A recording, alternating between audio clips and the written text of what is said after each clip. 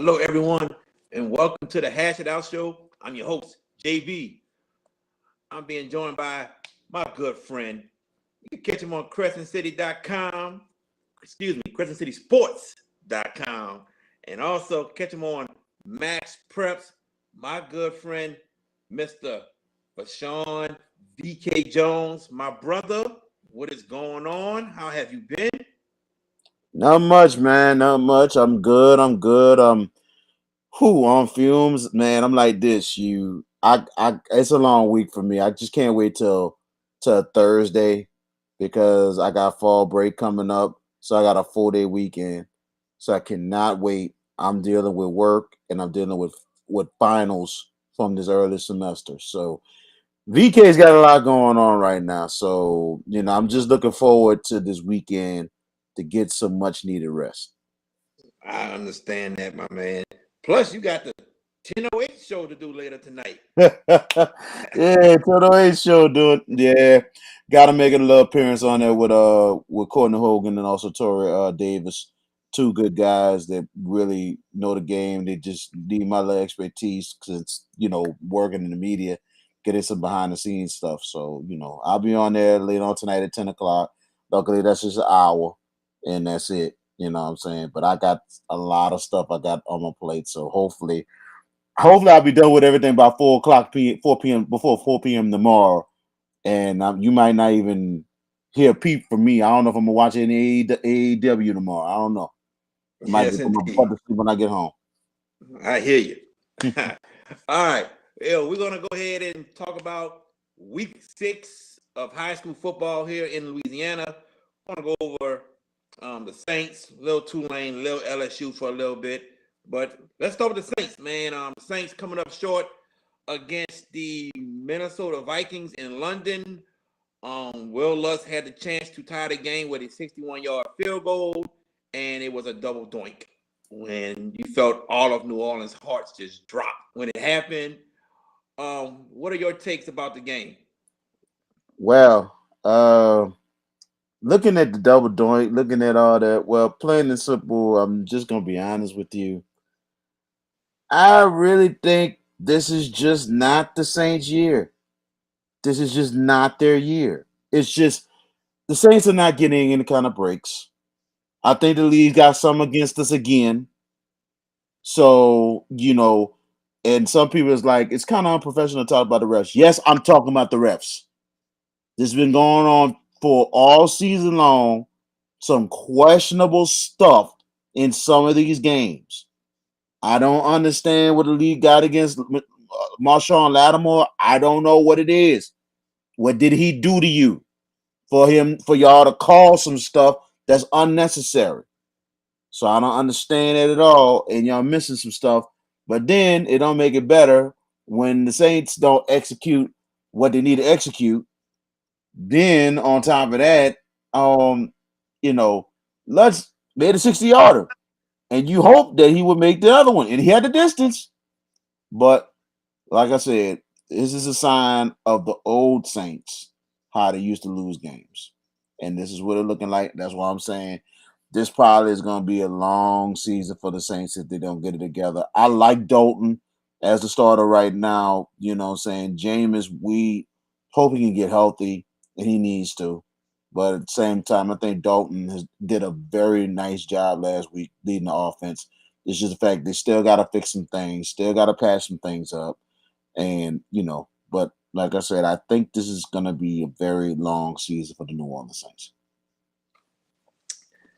I'm gonna go first. Or I'm not going first. Let me start off with this first. Did the Saints ever have any type of running game, or did they try to produce any type of running game in the first 3 games? And they talk None at about all. it. None at all. And it's quite surprising that this game they really tried to produce the running game. Latavius Murray ran his behind off. He did what a running back is supposed to do, and that helped Andy Dalton out so much because the defense had to stay honest. Didn't know if they were going to run or pass. Helped them out a lot. They haven't done that with Jameis. It's like they want to live with Jameis with his arm, with passing too much. You got to establish the run. That will help out either quarterback that we have. Trust me, the play action is going to work every time. We get the running game going, the Saints offense will be unstoppable. But let's try to run the ball first. Now, with that being said,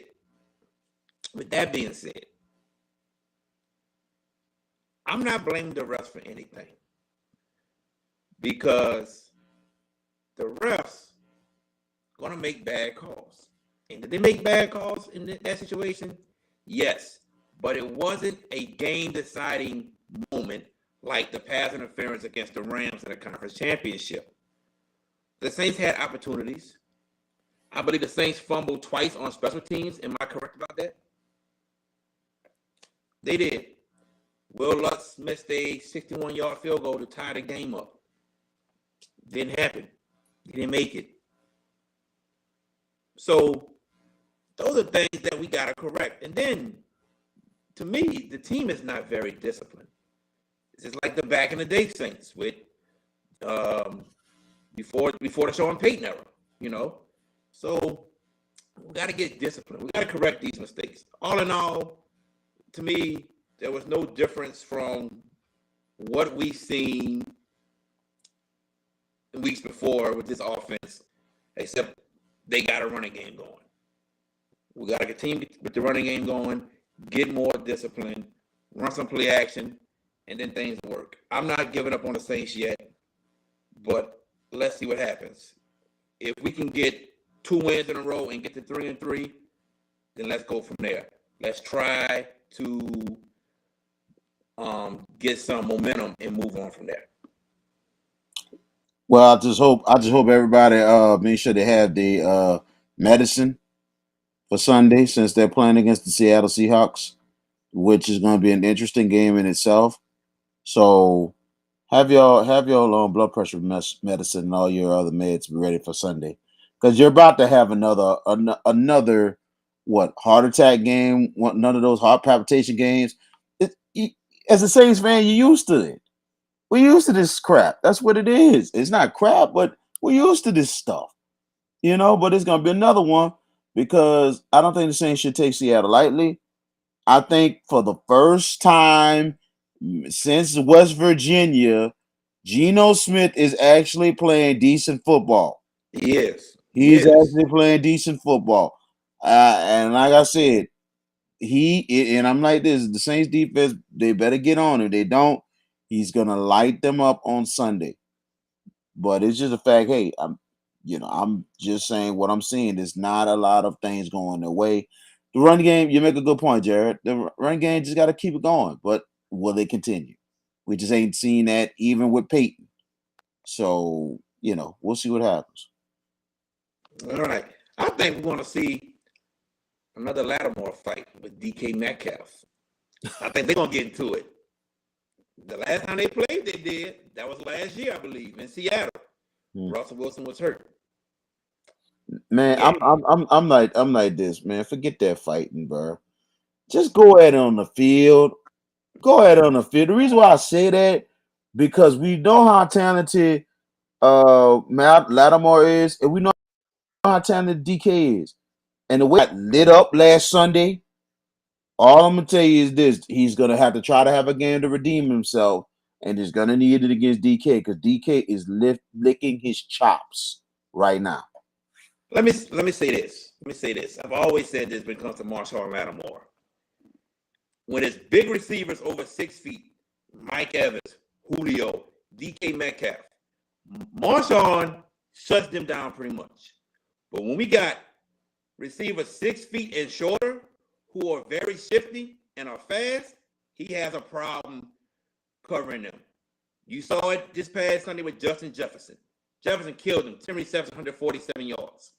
We've seen it with Brandon Cooks when Brandon Cooks was part of the Rams.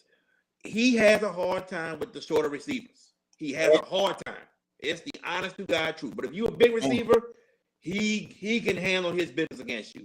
And it's a big one, and I think he's going to have a good showing against DK Metcalf. And what that goes back to what I said in the beginning. Marshawn Lattimore he's good, but he's not consistent.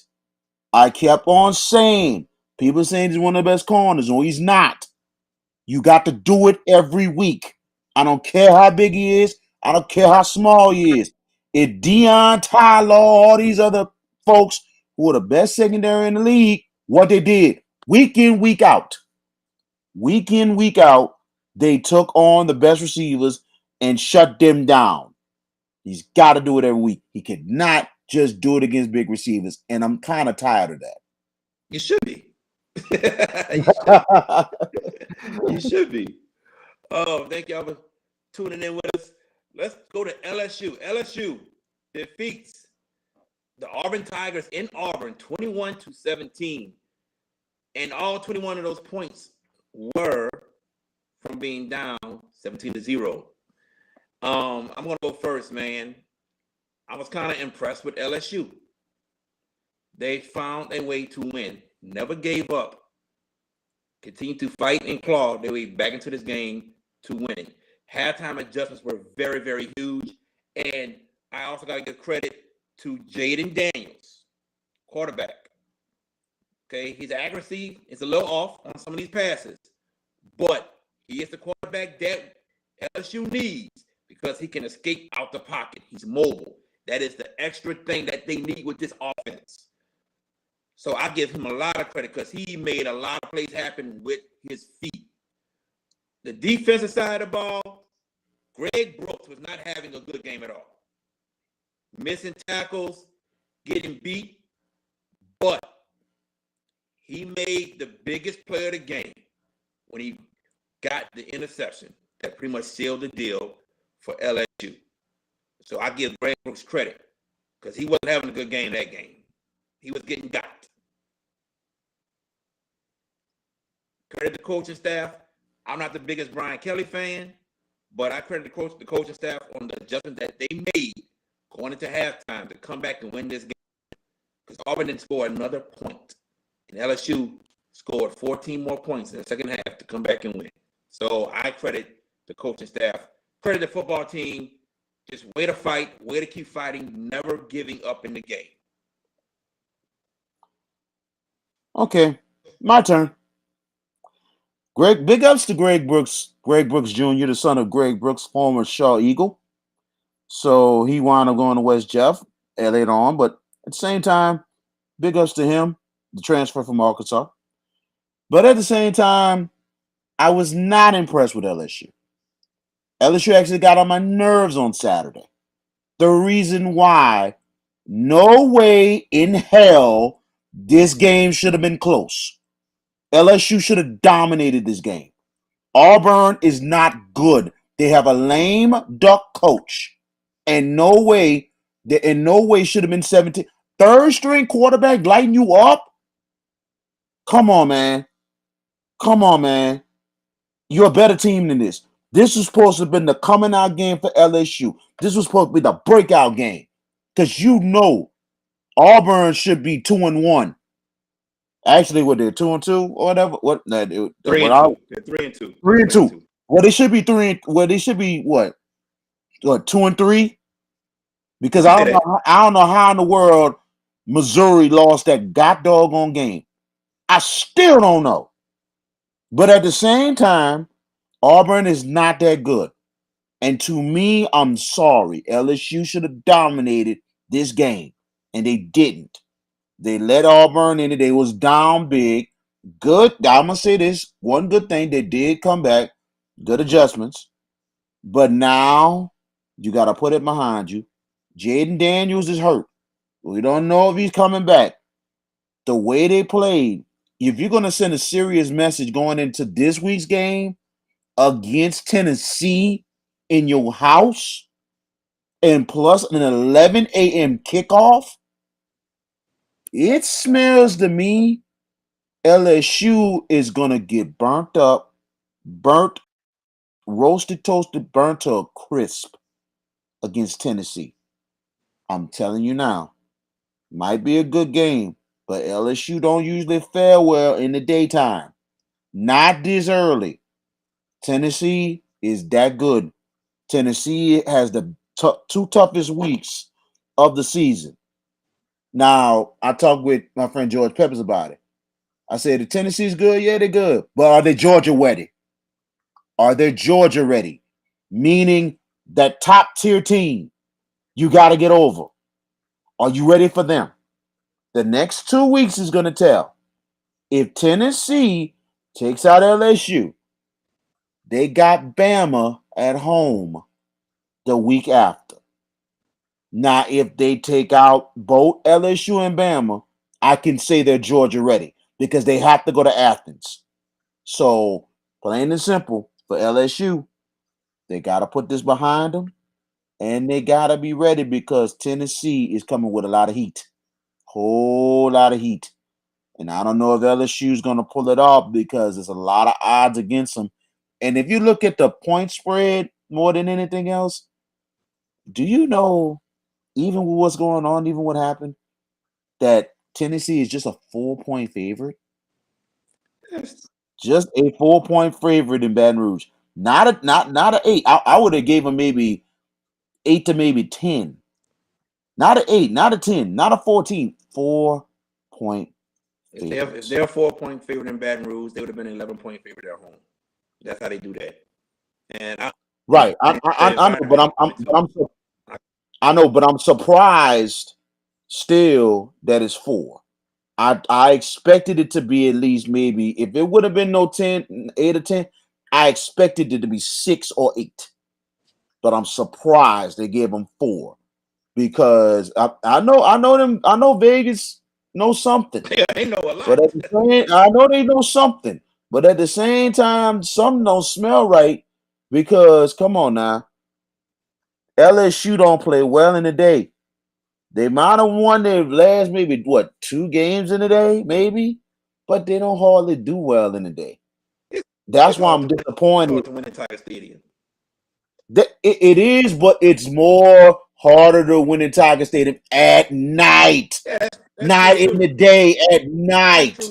That's why I'm disappointed that this game is an 11 kick instead of a 7 kick. You got to realize the networks decided all this. Alabama and A&M is a night game at 7. The 2:30 game is something else. I don't remember who it is. And then I think it's Arkansas and Mississippi State. Okay, I that think could be it. And then you have 11 o'clock on the ESPN, LSU and Tennessee, who are also both ranked. So that's what it was, man. CBS got the first calls on the 2 games, and that's why LSU was an 11 o'clock game. I'm gonna say this. So Texas A&M Bama is on CBS that night. Doubleheader. Yep. Doubleheader. Oh Lord. So you look at it like this: if Jaden Daniels is not playing this game, there is no chance that LSU wins. No chance. If he plays, there's a chance. But they got to get rolling with the passing game. And where is Keyshawn Boutte? What is going on? He is a ghost. Like this should not be happening. You are one of the best receivers in the nation. Like, dude, he's in his feelings. He's truly in his feelings right now. This is not good because since after that Florida State game and all that stuff that came out and everything else, Keyshawn Boutte is non-existent. That's not a good sign for this LSU offense, and it's not a good sign for this LSU team. Ain't he a senior this year or a junior? One of the two. He's a junior. He's probably going to go pro. But there's something going on that we don't know about. Right. You know, like you said, the Florida State stuff, we heard about that. There's something else going on we don't know inside of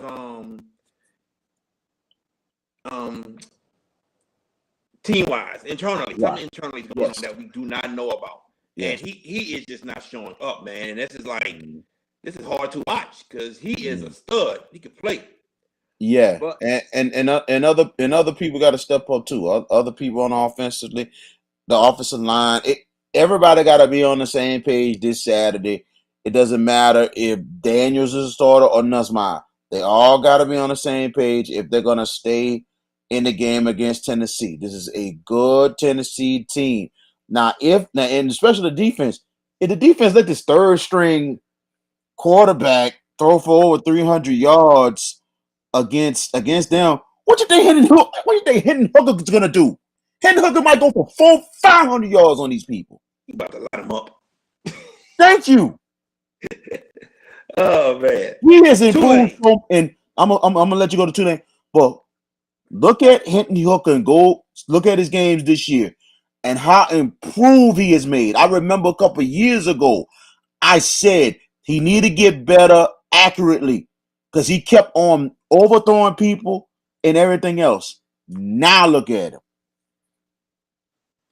Moving on to Tulane, ladies and gentlemen. Tulane with a bounce back win over Houston in overtime.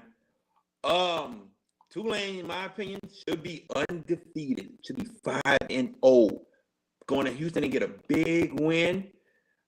Undefeated in the conference still. I'm very happy in the bounce back win. Very happy. I think it brought them back down to earth. I think they were a little bit higher themselves after beating Kansas State. I really think so. Brought them back down to earth. Houston got the win in Houston. Those are my thoughts. What are your thoughts about it? Big win for Tulane. They did it with a third string quarterback. It was down to a third string, and they got the job done. I mean, credit Willie Fritz and his squad. They really came together, overcame some adversity, and they got the job done, man. Big ups to Tulane, and I can say this right now. Tulane is now the front runners to win the American Conference. Over Cincinnati. Yes. Yes. Cincinnati is inexperienced, and you can tell right now. I'm telling you now. Tulane, after the win with Tulane, especially winning at Houston, Tulane is now, and you got to look, the American is not as strong this year. So I'm telling you, Tulane right now is the front runners to win the American Conference. All right. There you have it. Week 5 of the LHSAA high school football week.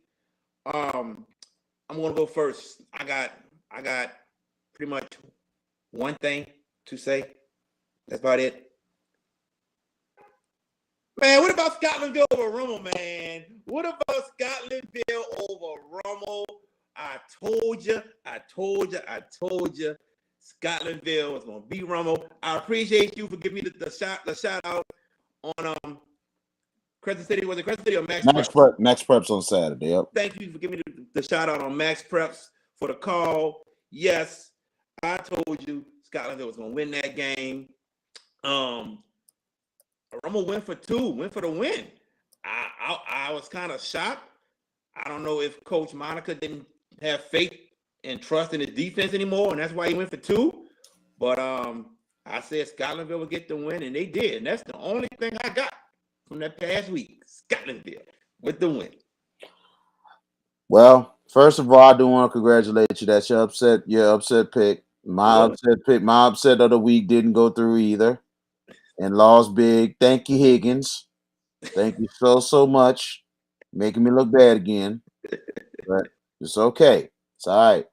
But I was more shocked than anything else that Scotlandville got it done. That's my number one right there. Because I just especially winning at Yenny. And that's a tough place to win. When they went up in there and got it done, but big ups going to Scotlandville. My other 2 is Edna Carr dominating. And you got to give me props on that because I said that game was not going to be close. Then they dominated. To me, right now, give the cat and lead the car. Their toughest game is going to be against Curtis at the end of the season. Now, some people said they could, but here's the thing.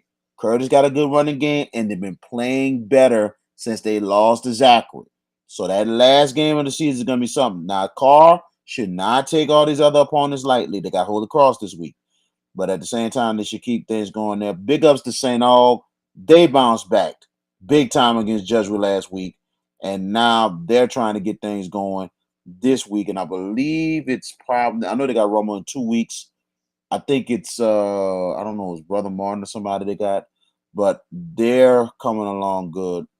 But my other thing that stood out, and we're going to move on to our matchups, I finally seen Arch Manning in person. And I'm going to say this right now.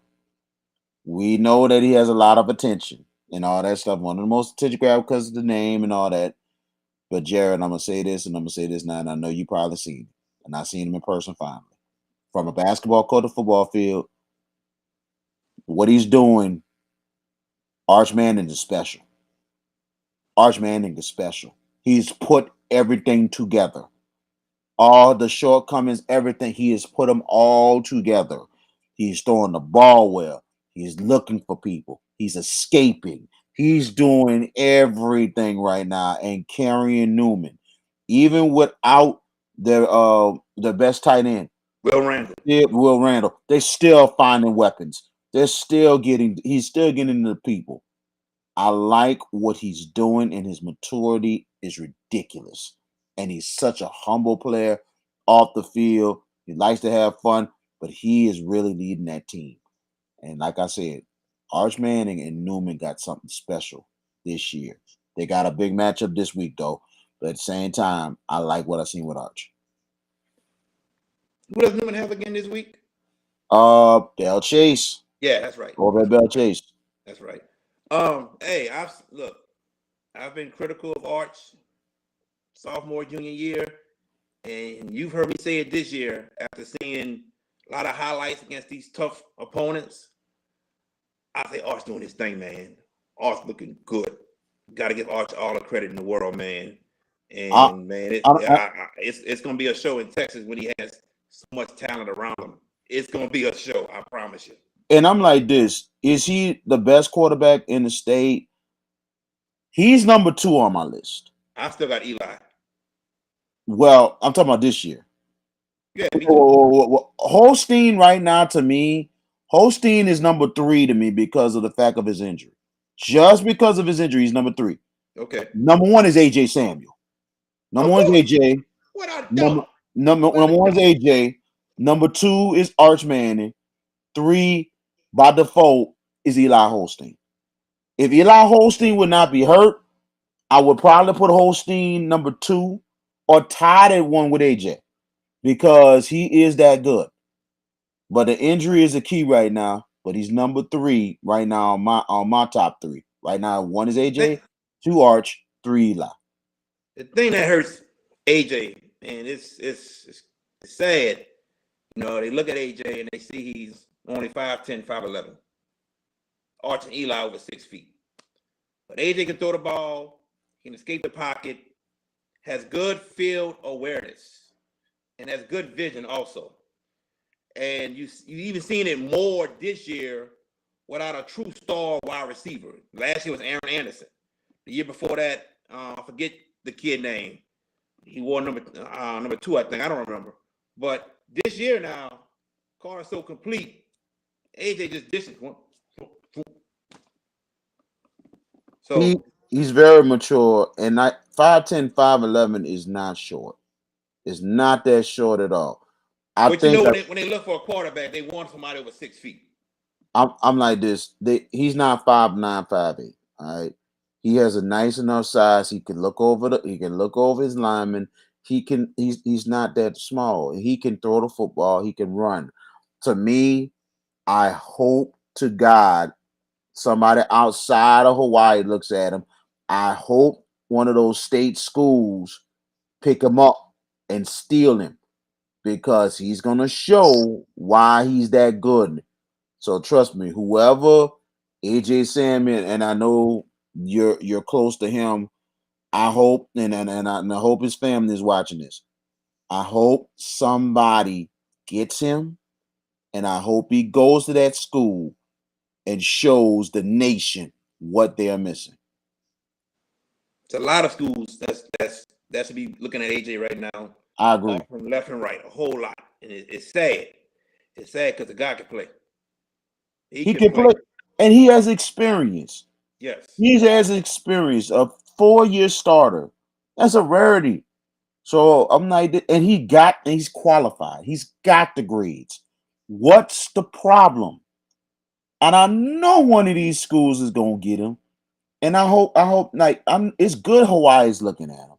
But I'm hoping another school. Now, if he chooses Hawaii, that's cool. Go get what you work. But I hope another school takes a look at him and takes a look at him seriously. To not just change no position, quarterback. Yeah, Quarterback, straight up. definitely.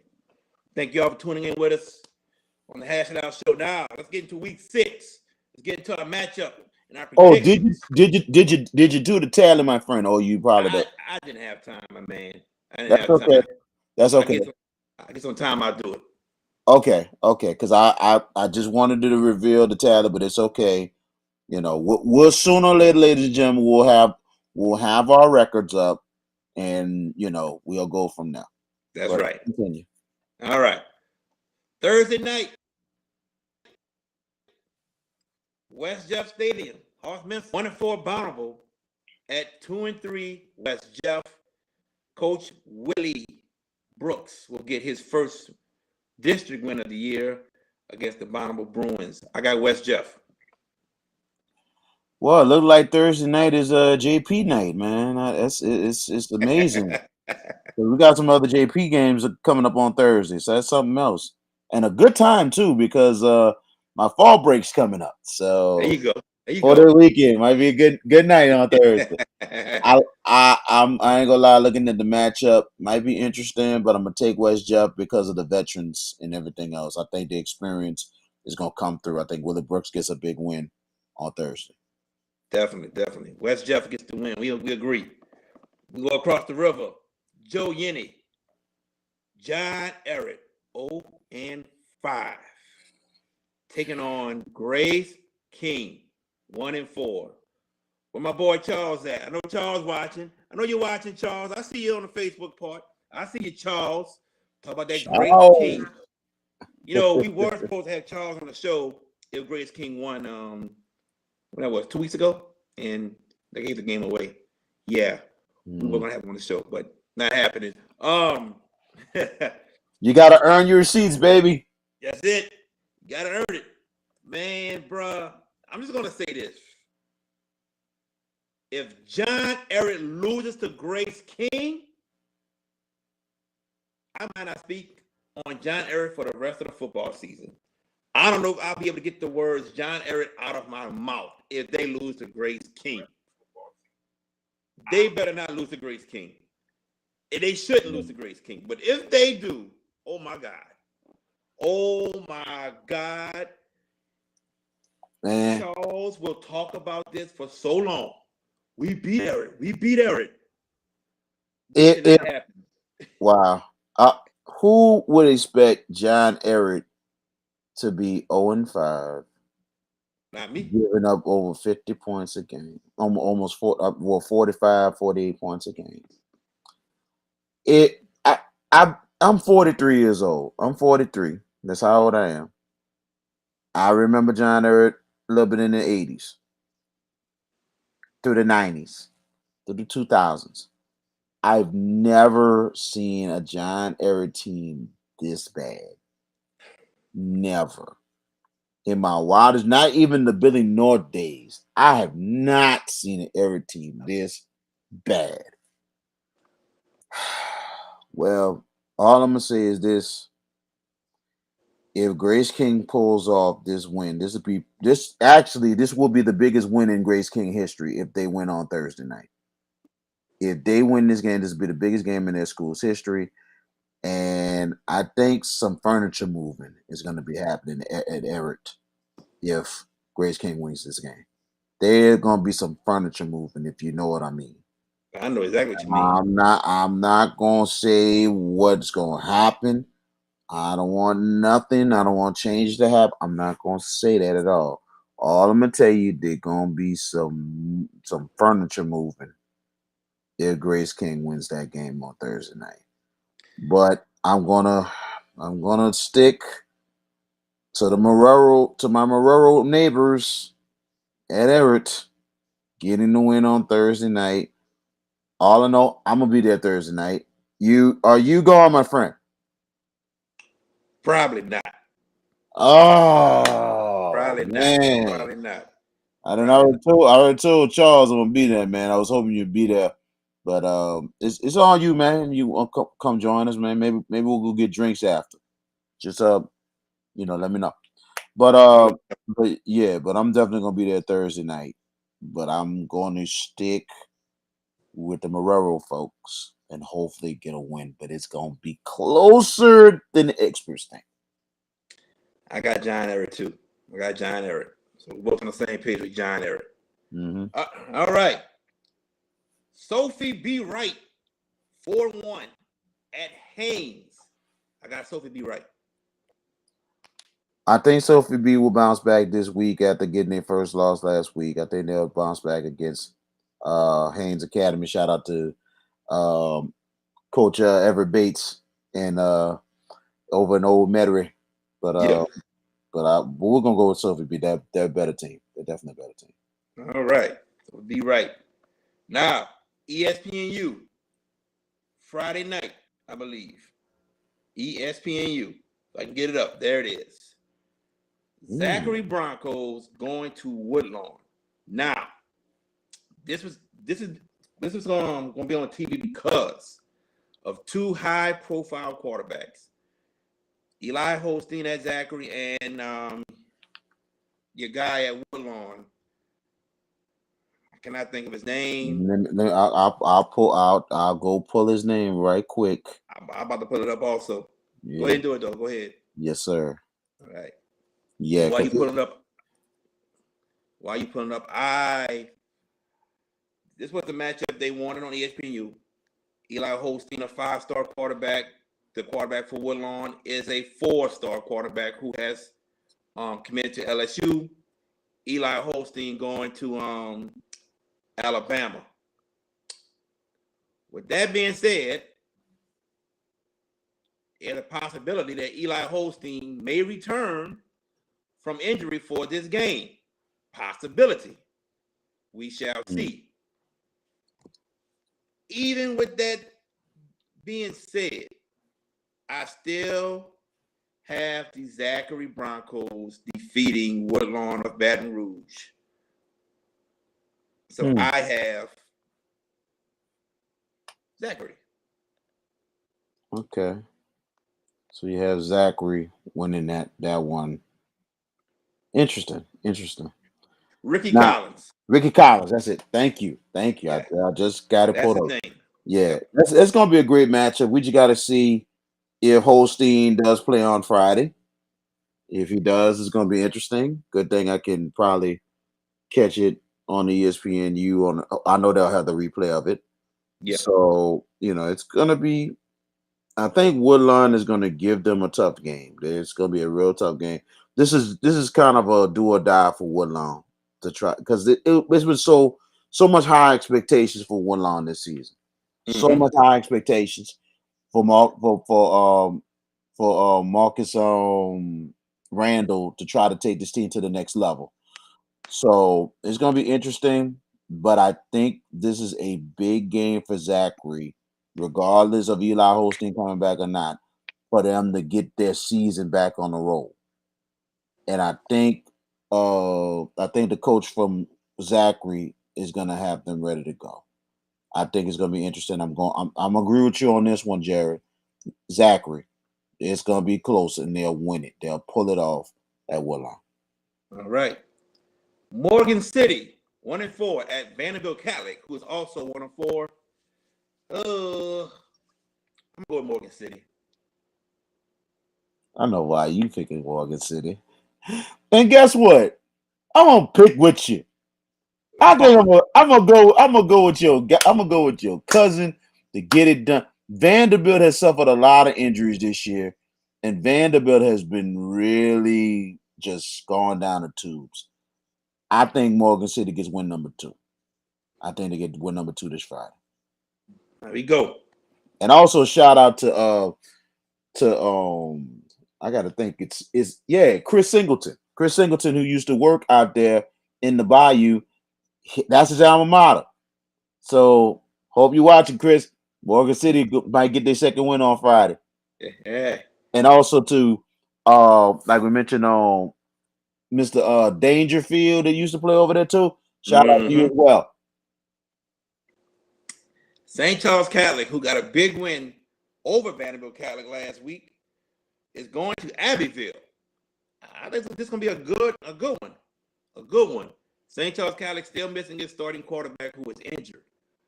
But I'm gonna go with the comments. I got St. Charles Catholic still winning this game. Man, I don't know. I don't know what's in the Kool-Aid or what I ate today or whatever. We've been agreeing in almost every game tonight. And last week too. And again, yeah, we took some losses, but still, I think we study a lot and we know something. I'm agree with you on this one too.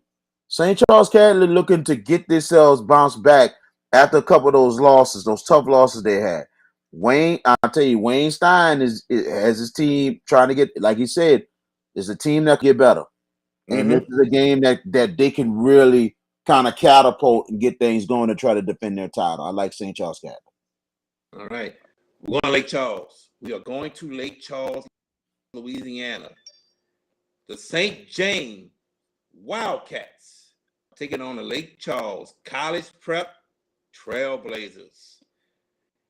This is going to be a good one, bro. This is going to be a good one, but guess what? This could be the game of the week right here. I said the same thing to somebody else earlier today. This could be the game of the week. This could be. And I wish I can go to Lake Charles and see it, but I can't. Unable to. But Lake Charles College Prep will get this victory over St. James. It's happening. Get ready, Lake Charles. Go celebrate somewhere. It's happening. Lake Charles College Prep over St. James. St. Charles College Prep over St. James. Well, it's going to be a really good game. Like I said, this is going to be definitely game of the week. Definitely going to be game of the week status and everything. And I'm going to say this. I got to give a lot of credit where credit is due. Big ups to the St. James. I mean, they have done an unbelievable job this year. They, especially with Coach Lavanta Davis taking over the squad, especially after one of the best head coaches that has came in the state for a long time has moved on, and that's Robert Valdez. Mm-hmm. And I mean, he's taking shot. And look at the wins they have gotten. Some tough wins. They won at Woodlawn last week. And I think this is where we're going to disagree at, Jared. Okay. I'm going to go with St. James. They're going to send a serious message that they are contender for a state championship. St. James did return a lot of players from last year, and that's what Coach Davis has an advantage because he coached a lot of them as well on staff. So right now, I like what St. James has, and I think they're going to have to really turn it up this week in a close one. I think they pull it off at Lake Charles College Prep. They win that one. It's going to send a serious message to Class 3 or Division 3 or wherever they're at. St. James is a state championship contender.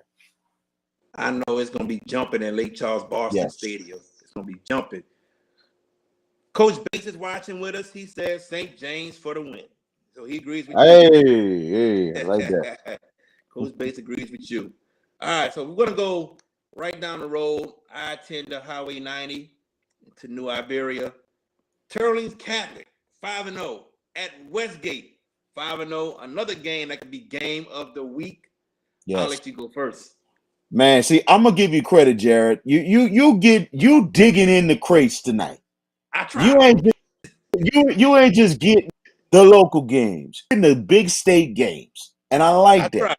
I tried, bro. That. Thank you. Westgate has been very, very impressive. I'm gonna say that even the people that they lost, they're still out there handling business. Turling's really good team and some big wins. I think this goes down to the wire. I give the edge to Turling's Catholic. I think they pull it off by field goal. I like what I see out there from Turling's. This is a year that they now I don't know if they ever got to the state championship, but they've been in deep in playoffs. If they win this one, they make a big message showing that they could be a state championship contender this season. I like Turling's Catholic in a close one. Before the season started, and before we got these 4 different divisions in select and non-select, I talked to a guy also, Mike Coppage, and I asked him, "What do you think about Westgate?" I told him they lost some players. What do you think? He says Westgate probably gonna win state again. That's what he said. Now that's before everything, and now they're in Division One, non-select. But with that being said, Westgate is a great team. Coach Ryan Antoine has done a fabulous job with this football program. Turling's Catholic, they've been in the playoffs, never got to the state championship, I believe, but I believe they've gotten to the quarterfinals before. But with this They got being, to the semis one year. They got the semis 1 They year? got to the Okay. semis one. Okay. Yeah. Cool. This being said, I think the talent at Westgate is going to help get the job done. I think Westgate probably by 13, but I got Westgate defeating Turling's Catholic. So once again, we disagree. Hey, two straight. None ain't perfect. None ain't perfect. We'll see who's wrong next week. We'll see who's wrong. Right. About a weekend, actually. All right. Destrehan we go to. Central Foods at Destrehan. Destrehan. What's the over-under on this thing? Well, take the over on this one. Take the over. Destrehan by maybe 4 touchdowns. There you have it. He said 4. I'm going more than that, buddy. Destrehan by 40. They killing everybody by 40 points. I'm going by 40. All I'm gonna tell you about, and I love Marcus Scott to death. I mean, this could be his year to finally get a team in a dome and a chance to win a state championship. But for Destrehan, I'm like this, and Wildcat fans, I don't want you to get on me, but plain and simple, they are gonna run through this district until they get to East St. John, and that's where the district championship is gonna happen, and possibly both Destrehan and East St. John could be undefeated going into that matchup. That'd be great. That could be some game of the year status, and that could be something that Max Preps might have to jump on, or maybe Chris of the Sports. Yeah. We'll see about that. Yep. But I'm telling you, that is going to be potential. So look out for that. But Destrehan should not look ahead. They're going to take care of whoever's opponents in front. But this week, it's domination again. There you go. We're going to St. Bernard Parish now. East Jefferson to take on the Chalmette Owls. So we are starting district play. Chalmette are the defending district champions. As you can see, Chalmette 2-3 in non-district play. A little bit of a struggle. East Jeff 3-1. With that being said, I think Chalmette starts off district play with a win over the East Jeff Warriors. Well, this is going to be very interesting in itself. That East Jeff having a winning record for the first time in a while. Oops, sorry. Hang on a second. I'm sorry, but I you just hate it when something just from I gotta. It's one of them highlight tapes that came on my mistake, but plain and simple. Look, Chalmette is the defending district champions for a reason. This district is not as strong as it is. And I'm telling you now, I even told Jared this, and it's so funny. I said possibly by default, Chalmette's gonna win the district. By default. Because you look at East Jeff. East Jeff, I think their biggest victory. They got a big win against Higgins. They won big. I think Canada Discovery so far has been their biggest victory of the year. I agree. And the Canada Discovery team that's really improving. But Chalmette, regardless of what they lost, I think Chalmette's gonna take it. It'll probably be close, but I think Jason Tucker and his team is gonna take off since it's district time. So I think Chalmette wins it. Got Reggie. He's watching. He says Chalmette will win. Coach Bates, he says East Jeff, they have speed. East Jeff 28-14. Okay. Okay. I'm liking this. Yeah. Like Okay. We'll see what happens, Mr. Bates. All I'm gonna tell you is JP District is in trouble this year. It's not strong. It might be. Like I said, at least I have Chalmette. It's close, but we'll see what happens. All right. North Shore. Hey, the Hammond Tornadoes are 4-1. And they're going to Slidell, take on the 4-1 Slidell Tigers. And I tell you what, man, I already told you early in the year, Coach Malter Scoble, the head coach of Slidell, will have a good defense. They are allowing only 10 points a game. 10 points. That is pretty goddamn good. That's pretty goddamn good. Yes. I got Slidell. I got Slidell with the win. This might be your two teams right here, and the winner will be your district champion. This could be it right here, but I got Slidell. Well, taking a look at, I actually talked with a guy last week that I met that works in the North Shore, and he actually was talking to me a bit about Slidell. Mm-hmm. And he told me how they said the offense is not bad, but their defense could be one of the best in the state. And I mean, they said they are really a good defense that could be dangerous down the line. Yeah. So with that, Hammond, a really good team. The surprise of the year so far. But I'm going to lean towards Multiscopal's defense to get it done in a tight one on Friday night. Hammond's going to be ready. Hammond's going to be ready. And I wouldn't be surprised Hammond might pull it off. But I'm going to go with Slidell.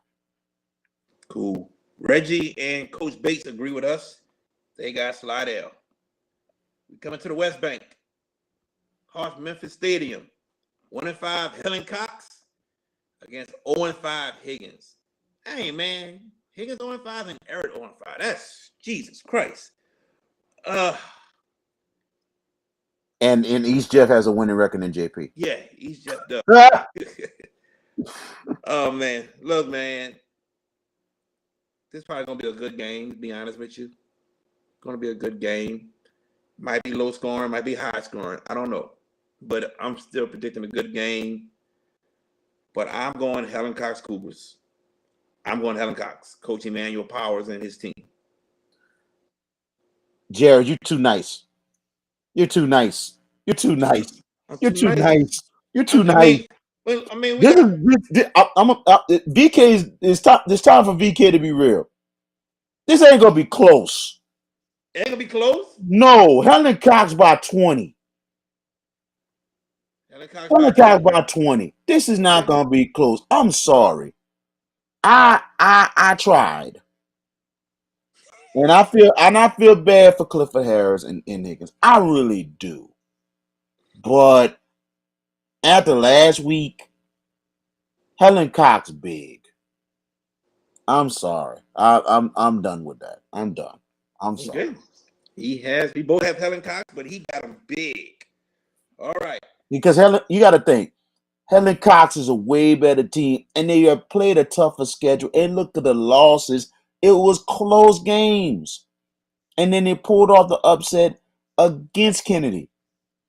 So, I think I said Cox is a way better team than people think. And to be honest, they could sneak up on some people in the district. So look out. Tad Gormley. Jesuit Blue Jays against Brother Martin. I'll let you go first. I hope Reggie is watching this. Oh, he's watching. He's watching. I see it right here. You lucky dog, you that caught in, then pull the clock on you and go, running time. You lucky. You get to still talk about your Crusaders. Well, it should be a close game. Always a close game with these two.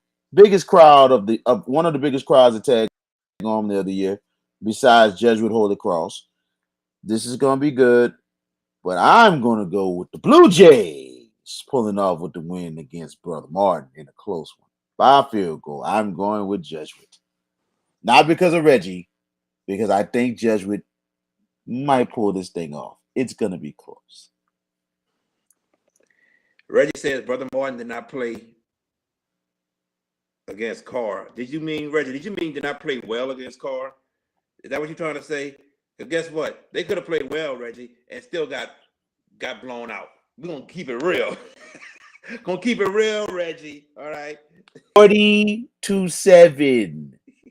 40-7. That wasn't close, buddy. I'm going to say this. When it comes to Jesuit, a good team that's 1-4, a good team. And some of y'all Purple Knights might not like this, but I think Jesuit should have beat y'all. A fumble in St. Aug's territory, and then an interception in St. Aug's territory, and the game was tied. Jesuit should have won that game. I'm saying it. I am saying it. Just didn't happen. This game here, I am agreeing with Vashawn V.K. Jones. Jesuit will get the win over Brother Martin by 10. Whoa. I appreciate you. I appreciate you getting on my side, man. But by 10? By 10. Wow. I guess we shocking people tonight, huh? Should have beat them. They had them dead to rights. Here's the thing about that. Now I get what you're saying, but here's the thing where inexperience come along. Now I told you this about Jesuit and Brother Martin. They ain't got the guys or the horses that's gonna get them over, and that's what happened last week with Jesuit. That's why I said St. Aug were gonna be just fine. I didn't say they were gonna dominate, but they would win. They would find a way, and they did it because they got the guys that been down that road. And credit St. Aug's defense.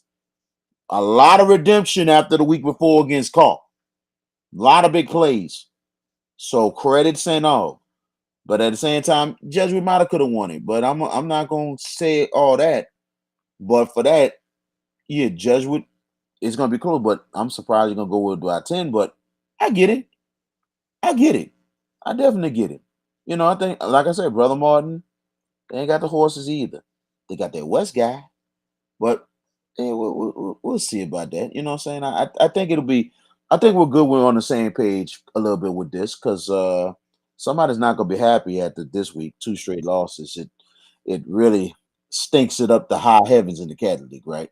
Look, he didn't cuss us out on the chat. I'm not gonna say. Oh my God! I'm about to look at it right now. On Facebook, he didn't cuss us out. Cussed us out, huh? Like he like Charlamagne when Birdman was in there. He done cussed us out. Better put respect on my name. Yeah, man. Oh, he said did not play bad against. That's why I said they could have played well. Still got blown out. Still got blown out. Oh man. Not well enough, brother. Oh man. So let's move on to East Jeff Stadium. Joe Yenny. Another game of the week. Big rivalry. The John Curtis Patriots, 4-1. Taking on the Rommel Raiders, 4-1. I'm going to go first, my man. I'm going to go first. Curtis is so much better than they have been the past 2 years. Curtis is a good team. It's a good team. The Rommel Raiders, I have not been impressed with what I've seen from Rommel. I haven't. I'm just being real. I expect much more from the Rommel Raiders. I don't know if that's the case with Graham Jarrett leaving or what. I don't know. But this is a team that brought back many players from last year. So I expected a lot more, but I'm not getting what I expected. Curtis, on the other hand, I'm getting what I expected. I think JT and them go into East Jeff Stadium and they defeat the Archbishop Rommel Raiders Well, Jared, I gotta agree with you. Gotta agree with you on that.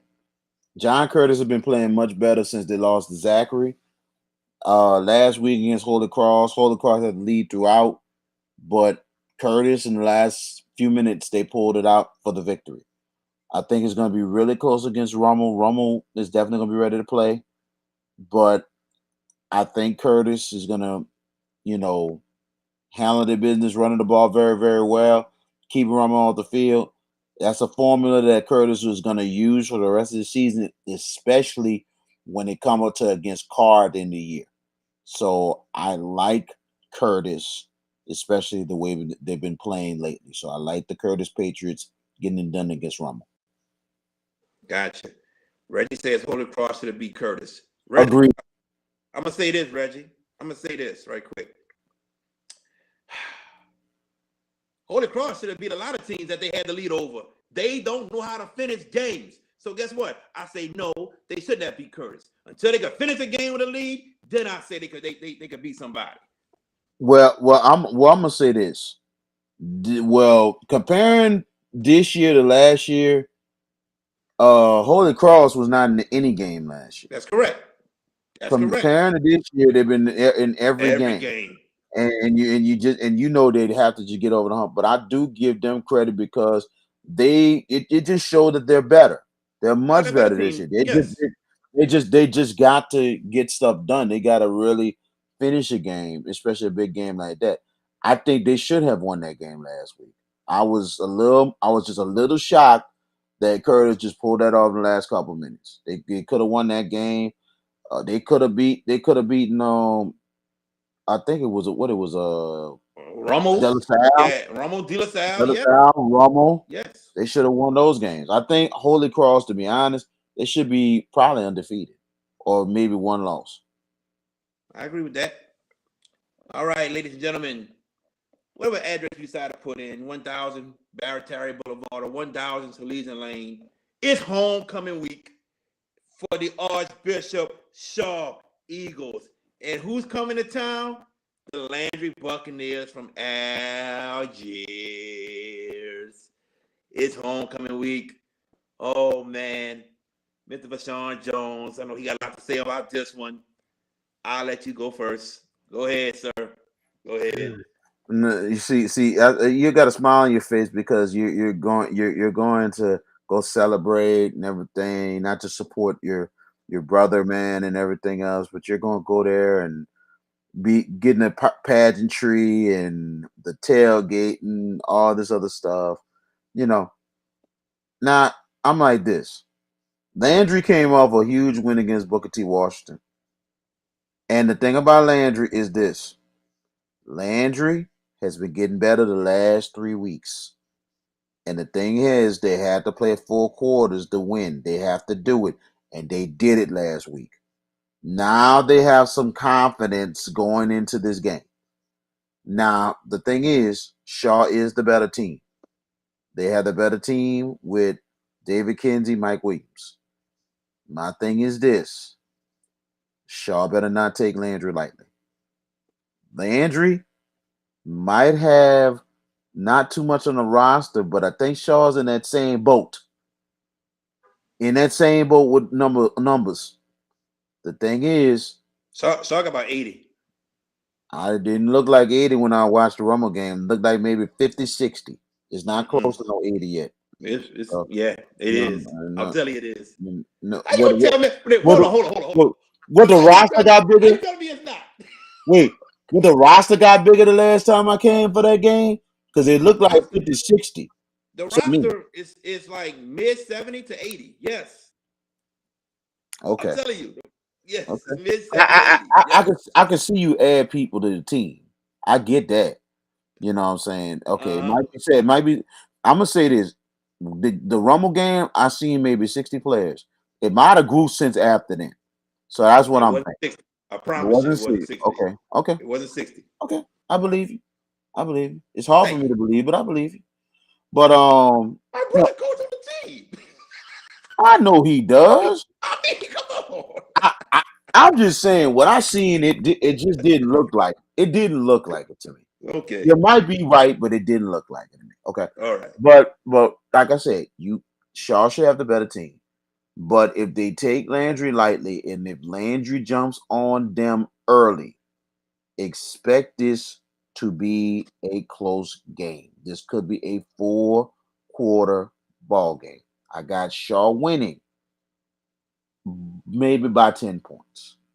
I'll say Shaw by 10, but they better not take Landry lightly because Landry has some talent, but Landry probably just don't have enough depth. But we will see. But like I said, if Landry has a good start, this could be a 4-quarter game. I really thought you was going to say Landry because you picked Landry to win the district. I sure did. I sure Yeah. did. I sure did. Yes, I sure did. Now, the reason why I went the other way on the pick because I'm seeing how much depth Landry has, and it's something that they're going to continue to try to build on, but they just Right. don't have those numbers this year. I didn't even realize that until after the first game. But Okay. you have to credit them because they've been very, very competitive, and the only game that has been lopsided on their schedule has been St. Aug. Yeah. So, coach, you got to think. Um, you know, the coach of Landry trying to get it together. He's Oh yeah. really trying to elevate him.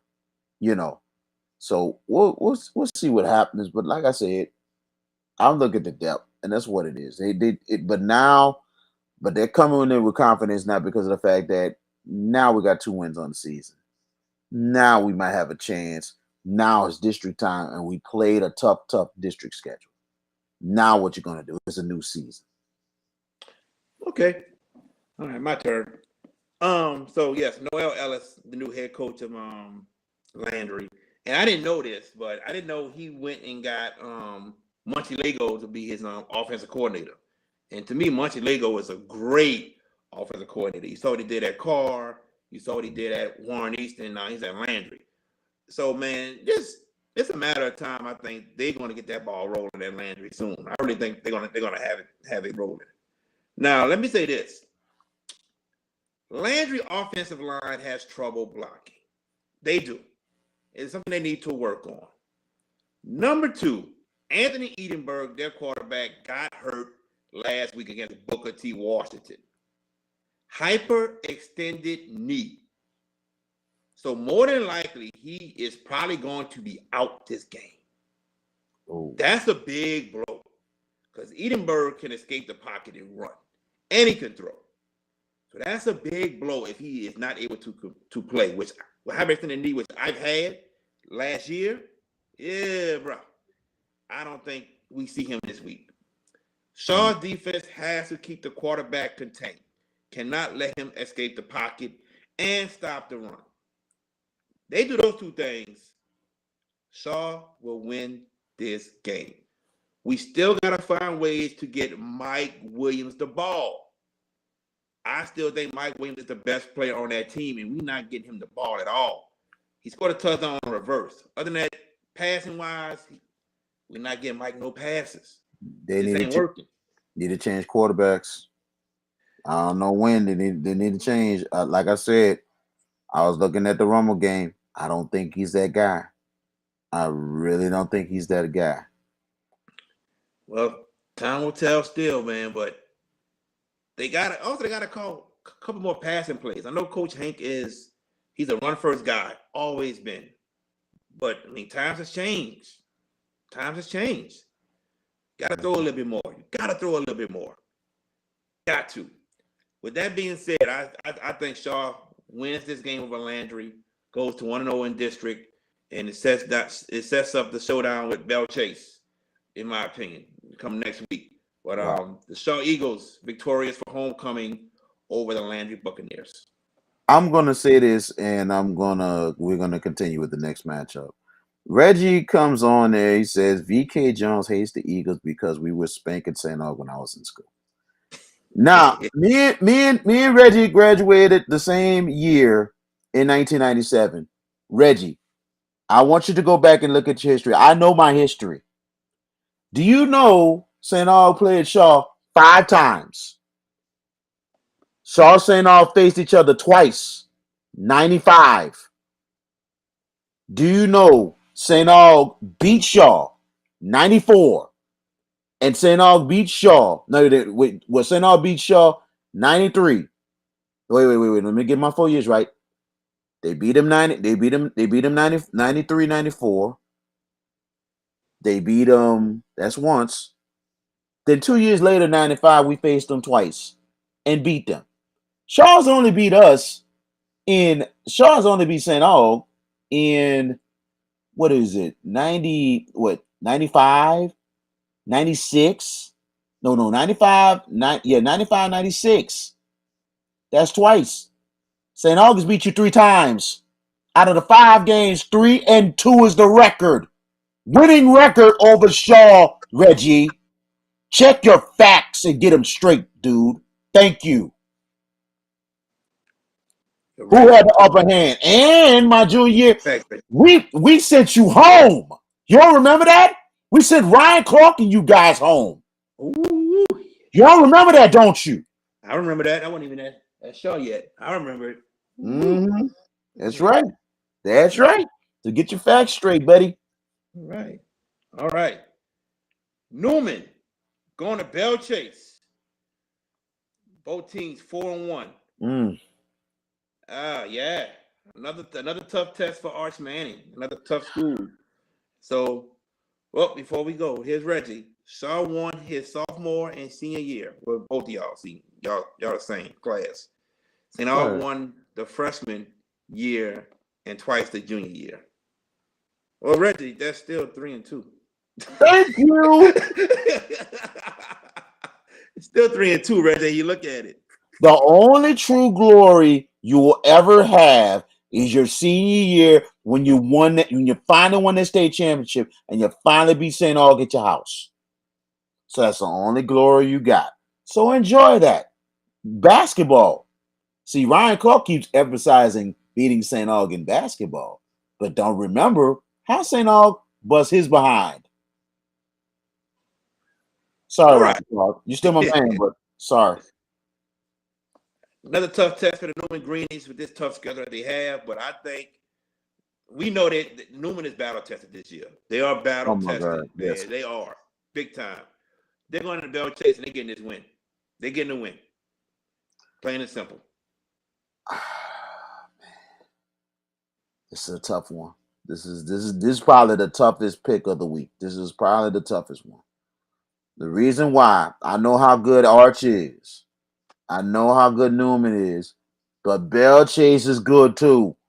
They've been very tough. And this could be Stephen Meyer's best team. They've been making come-ups the last couple of years, making runs to the state quarterfinals. This could be his most complete team. So this one's gonna be a tight one. I got Newman by a field goal. It's gonna be a tight one Friday night. I'm probably gonna find my way there on Friday. Man, it is gonna be a good one. I like Newman, but in a close one. Bell Chase is gonna be ready, and you know it's gonna be tough winning out there in Plaquemines. All right.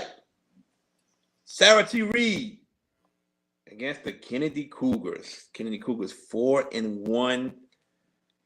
Yeah, I don't think Sarah T. Reed gets the job done on Kennedy, man. I think Kennedy wins this one super big. Shout out to Etheridge Foster Jr., the head coach at Reed. Mm-hmm. That's my brother for real, and I love him to death. It's gonna be a long night against Kennedy.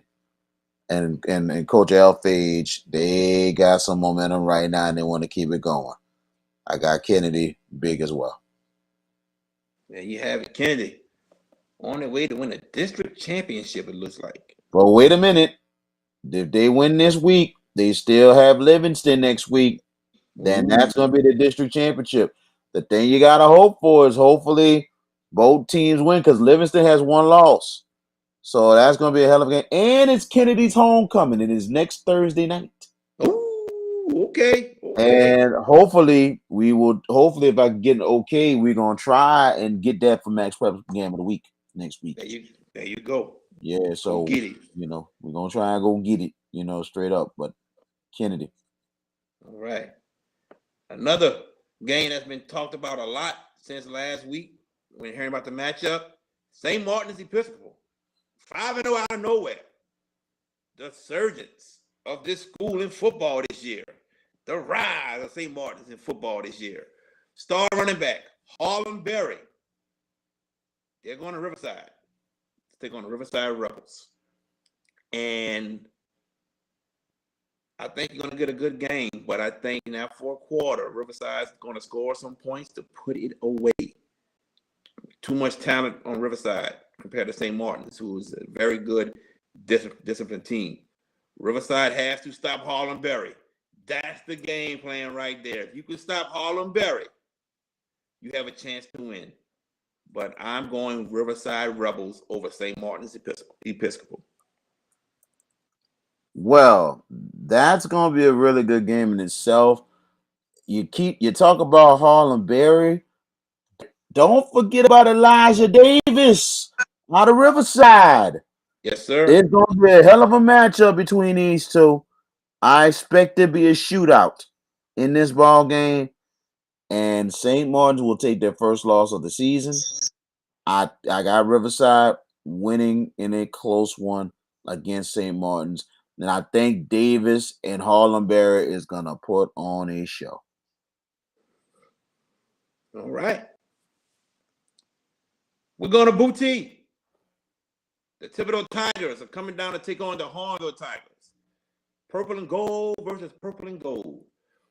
2-4 versus 2-4. Which team is going to win?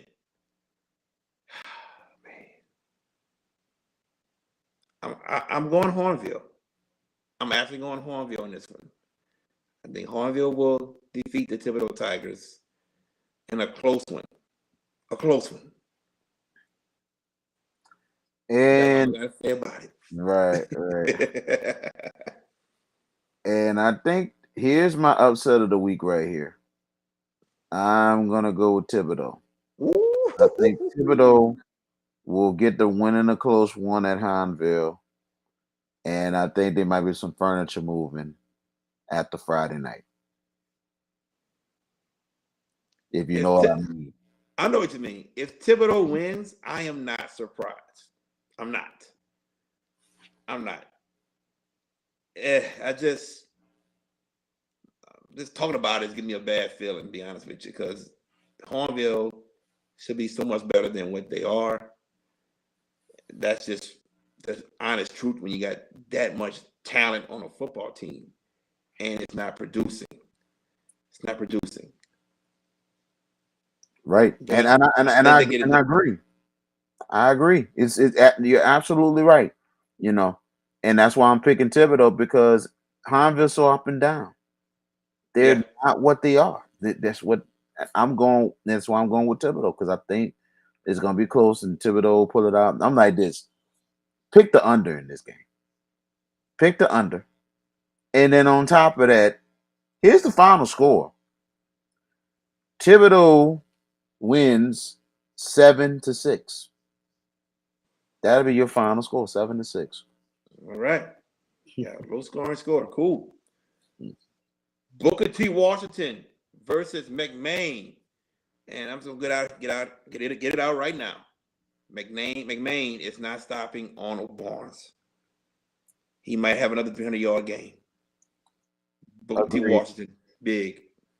Agreed. Booker T. big over McMain. No doubt. All right. Carver at Warren Easton on Saturday.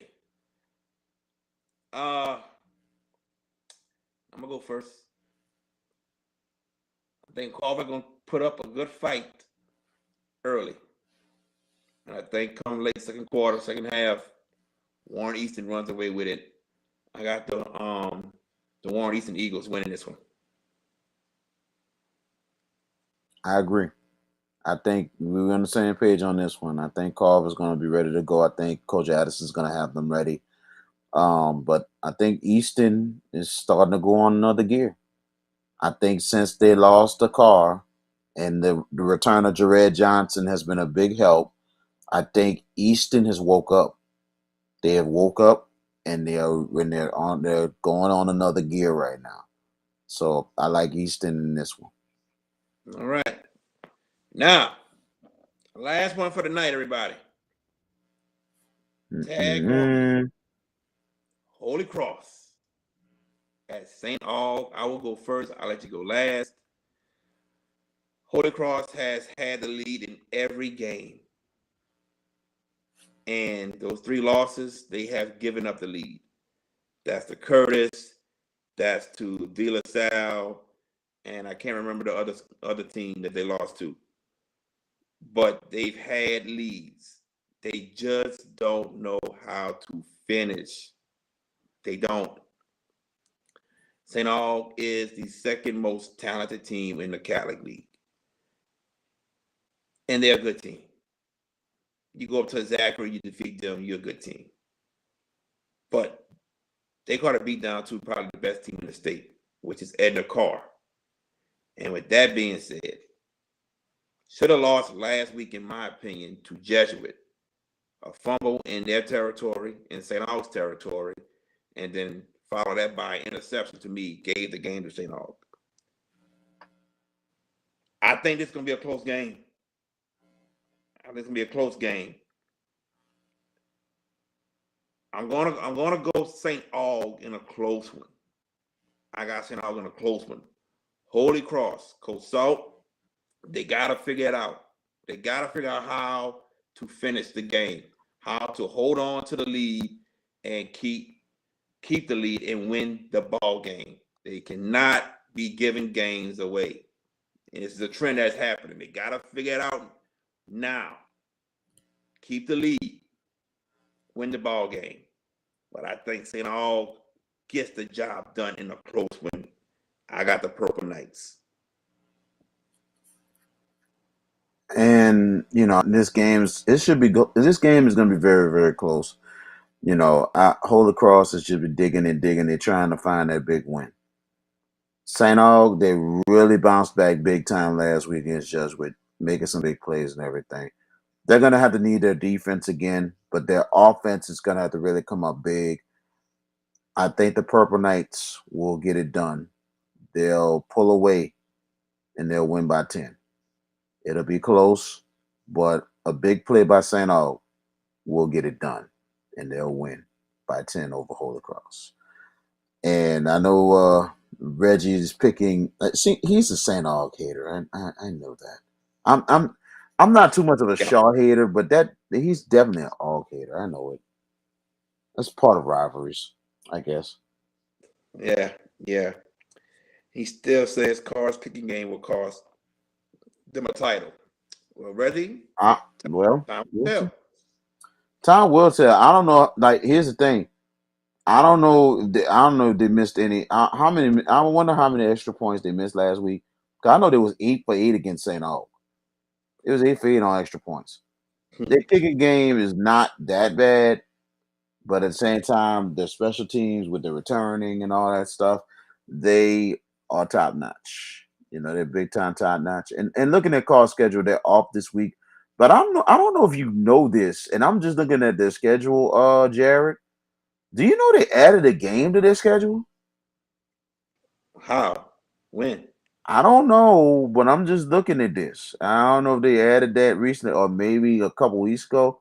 They added Modern Day on their schedule at the end of the season. I don't know if that's going to be officially true. I don't think that's official. I get no. I guess that's a It mistake. can't be. It That's a can't. It gotta mistake. be. Yeah, it gotta be a That's mistake. a mistake. That's They got to still be a mistake. they Yeah. still got the rest of the Catholic League, Holy Cross, Rumble, Right. Curtis, yeah, They play regular season. There's a and mistake. Jesuit. They got So Man, Max Preps must yeah, have made a little mistake. Yeah. yeah, My it bad. gotta be a mistake. My It's bad. all good. Yeah.